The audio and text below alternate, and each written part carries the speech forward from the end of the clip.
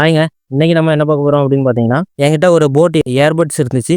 இது கை தவறி கீழ விழுந்ததுனால இதோட டோர் மட்டும் க்ளோஸ் ஆக மாட்டேங்குது. இத நம்ம எப்படி சரி பண்ண போறோம் அப்படின்னு தான் பார்க்க போறோம். டோர க்ளோஸ் பண்றேன். ஆனா க்ளோஸ் ஆகணும். க்ளோஸ் ஆக மாட்டேங்குது. இது என்ன பிரச்சனையா இருக்கும் அப்படின்னு பார்த்தீங்கன்னா, இதோட டோர்லயும், கேஸ்லயும் ஒரு மேக்னெட் வச்சிருப்பாங்க. கீழ விழுந்த வைப்ரேஷன்ல இந்த மேக்னெட் வந்து இருந்த இடத்துல இருந்து ரிமூவ் ஆயிருக்கும். அதனால தான் இதோட டோர் வந்து க்ளோஸ் ஆகல. நான் இப்போ இத என்ன பண்ண போறேன்னா, இந்த ஏர்பட்ஸ டிஸ்மேண்டில் பண்ணி மேக்னெட்ட வந்து கரெக்ட்டான இடத்துல ஃபிக்ஸ் பண்ண போறோம். அது மட்டும் இல்லாம இதில ஒரு ஏர்பட்ஸ் மட்டும் சார்ஜ் ஏறதுக்கு கொஞ்சம் கஷ்டப்படுது. இத வந்து எப்படி சரி பண்ண போறோம்னு தான் இதில பார்க்க போறோம். ஏர்பட்ஸ் எதுலயுமே ஸ்க்ரூ எதுவுமே குடுத்துருக்க மாட்டாங்க கழட்டுறதுக்கு. இது லாக் டைப்ல ஃபிக்ஸ் பண்ணி வச்சிருப்பாங்க. லாக்க நம்ம ரிமூவ் பண்ணா ஈஸியா கழட்டிடலாம். இத கழட்டுறதுக்கு நமக்கு அதுக்கான டூல்ஸ் எதுவுமே நம்மகிட்ட இல்ல. இதுக்கு என்ன பண்ண போறோம்னா, கூர்மையான கத்தி எதுவும் இருந்துச்சுன்னா அத வச்சு ஈஸியா கழட்டிடலாம். நீங்களும் இந்த மாரி கத்தி வச்சு கழட்ட ட்ரை பண்றீங்க அப்படின்னா, சேஃபா ட்ரை பண்ணுங்க. ஏர்பட்ஸ் ஃபுல்லா சுத்தி பார்த்தீங்கன்னா, இது மாதிரி ஒரு கோடு இருக்கும். இதில கத்திய விட்டு லாக்க ஓப்பன் பண்ணோம்னா ஈஸியா கழட்டிடலாம். ஃபர்ஸ்ட் டைம் ஏர்பட்ஸ கழட்டுனீங்கன்னா ரொம்ப கஷ்டமா தான் இருக்கும். ஏன்னா, இதில க்ளூ எல்லாம் போட்டு ஒட்டி வச்சிருப்பாங்க.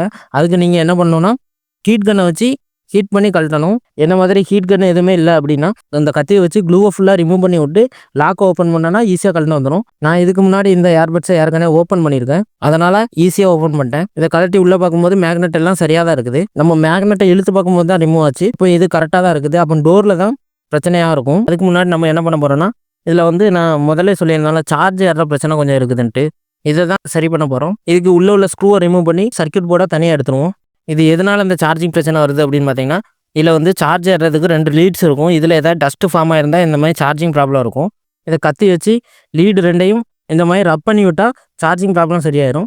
இது மட்டும் இல்லாம நம்ம பட்ஸ்லயும் இந்த மாதிரி சார்ஜ் பின் டச் ஆகுற இடத்துல வந்து சேஃப்டி பின்ன வச்சு ரப் பண்ணி விட்டா இந்த சார்ஜிங் ப்ராப்ளம் ஈஸியா சரியாயிரும். சரி, இத ரப் பண்ணி விட்டுட்டோம். இதுக்கப்புறம் நம்ம டோர ஓப்பன் பண்ணி மேக்னெட்ட ஃபிக்ஸ் பண்ணிருவோம். டோர ஓப்பன் பண்ணி பார்ப்போம். நம்ம நெனச்ச மாதிரியே இதில மேக்னெட் தான் ரிமூவ் ஆயிருக்கு. இன்னொரு மேக்னெட் கூட ஒட்டி இருக்குது பாருங்க. இத நம்ம கரெக்ட்டா அந்த இடத்துல ஃபிக்ஸ் பண்ணிக்கலாம். இத நம்ம ஒட்டுறதுக்கு வந்து நம்மள்ட்ட வந்து 743 ஃப்ளெக்ஸ் க்ளூ வந்து இருக்கு. அத யூஸ் பண்ணி ஒட்ட போறோம். நீங்க ஃபெவிக்விக் வாங்குனாலே ரூ. 5லயே வேலைய முடிச்சிடலாம். 2 மேக்னெட்டையும் கரெக்ட்டா வச்சு பார்த்து ஒட்டிக்கலாம். ஏன்னா, மேக்னெட் வந்து ஒரு சைடு இருக்கும், இன்னொரு சைடு விலக்கும். நம்ம மாத்தி வச்சு ஒட்டிட்டோம் அப்படின்னா, டோர் வந்து க்ளோஸ் ஆகுற பதிலா ஓப்பன் ஆயிட்டே இருக்கும். சரியா வச்சு ஒட்டிட்டு எல்லாத்தையும் அசெம்பிள் பண்ணிக்கலாம். நீங்களும் இந்த மாரி பொருட்கள்லாம் பழுதாயிடுச்சுன்னா, தூக்கி போட்றாம நீங்களே ரிப்பேர் பண்ண பாருங்க. இப்போ அழகா க்ளோஸ் ஆகுது பாருங்க.